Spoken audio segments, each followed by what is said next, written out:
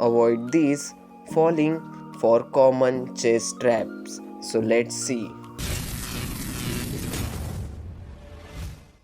First chess trick.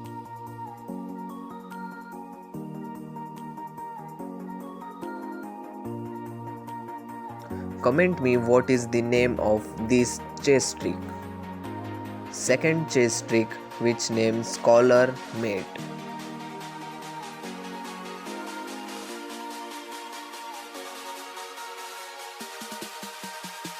How we can defend this scholar mate? So let's see.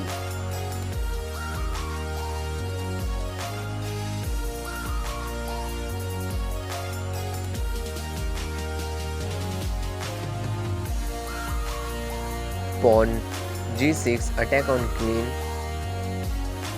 knight f6 and defend the against scholar mate. Third chess trick, which names Danish gambit.